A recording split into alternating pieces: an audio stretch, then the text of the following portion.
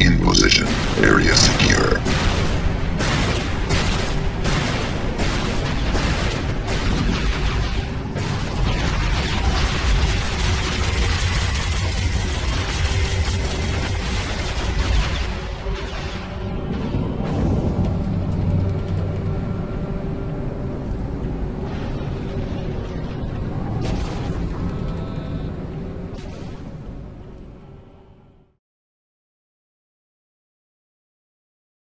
Continuons l'étude de la lumière, en cette fois-ci s'occupant de la partie ombre et de l'éclairage d'un personnage, donc d'une skeletal mesh.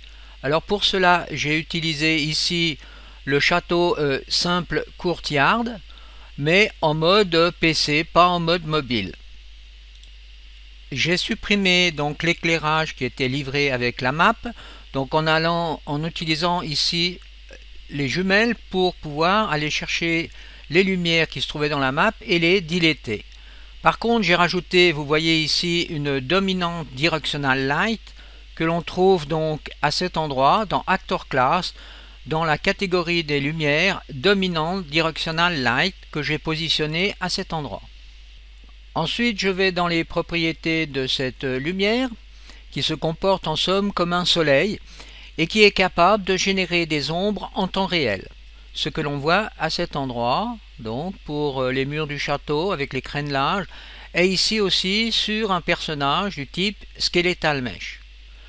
Alors si je change avec l'outil de rotation la direction de la lumière, on voit que les ombres changent en temps réel.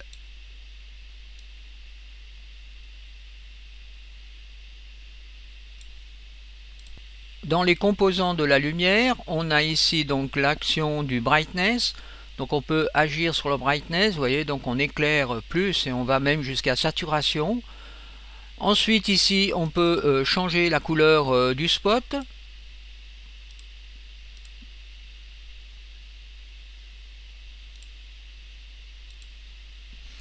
Ici, je peux désactiver cette lumière, c'est l'interrupteur. Si je désélectionne cette variable ici, Cast Shadow, je supprime les ombres dans la scène.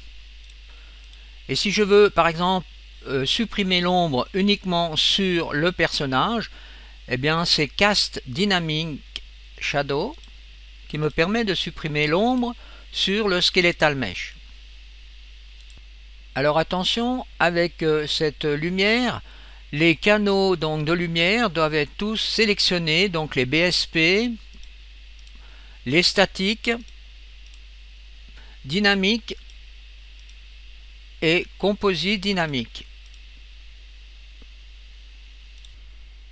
Maintenant, si je descends un peu plus bas dans la fenêtre des propriétés et que je m'arrête sur les light, les rayons lumineux en somme, eh bien, si j'active cette variable ici, on voit quelque chose d'extrêmement intéressant. On voit apparaître donc les rayons lumineux. Voilà. Donc, ils sont créés. On peut encore dans les propriétés donc des rayons lumineux, à cet endroit agir donc sur la couleur des rayons en cliquant ici. Alors, par exemple, là, vous voyez, je change carrément la couleur.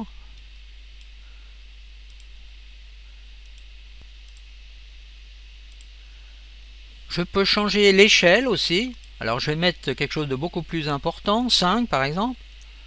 Donc là, vous voyez l'action. Et on peut encore agir sur ce paramètre ici. Donc à vous de faire des tests pour obtenir l'effet que vous désirez. Là on constate donc que les ombres sont bien créées ici, vous voyez à l'intérieur aussi.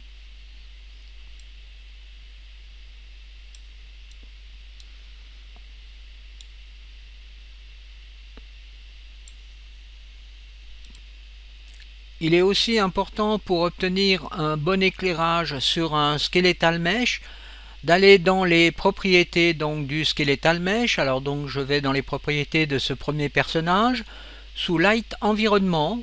je développe ici Light Environment Component, et vous voyez ici, si j'active cette variable, eh bien je prends en compte l'environnement extérieur au personnage.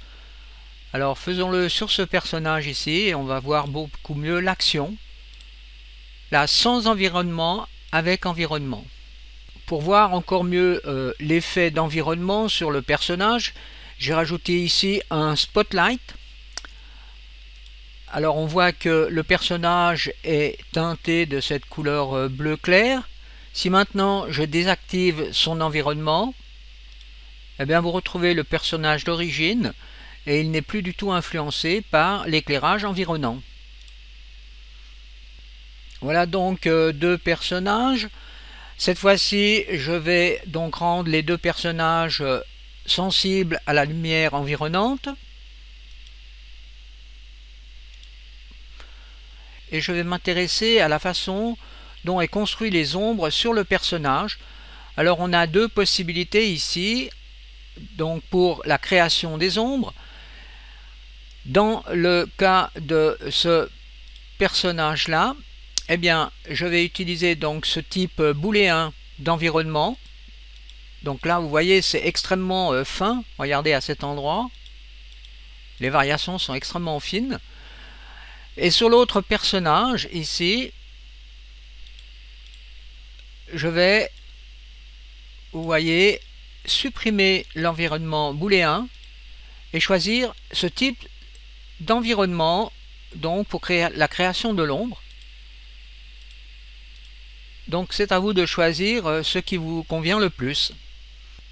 Ce qu'il faut encore avoir à l'esprit, c'est que dans les World Info, donc les propriétés du monde, on a ici des paramètres globaux sous Light Environment sur lesquels on peut agir. Donc en général, ces paramètres vont de 0 à 5. Si l'on veut par exemple agir sur la couleur de l'ombre portée des personnages ici, eh bien il va falloir qu'on change de type de lampe ici. Alors je vais convertir cette lampe en une Convert Light en une Directional Light et pas dominante. Donc voilà ici les propriétés. Donc là vous voyez qu'on peut donc agir sur la direction de l'ombre. Alors maintenant j'aimerais changer la couleur de cette ombre. Je vais donc dans les propriétés de la lampe, à cet endroit, sur Light Shadow Mode. Alors je garde ce type de calcul pour l'instant, normal. Ensuite ici je peux changer la couleur de l'ombre.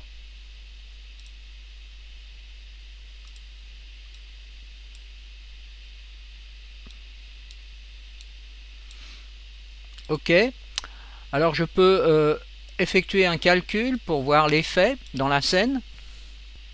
On obtient donc bien une ombre rouge, teintée légèrement rouge.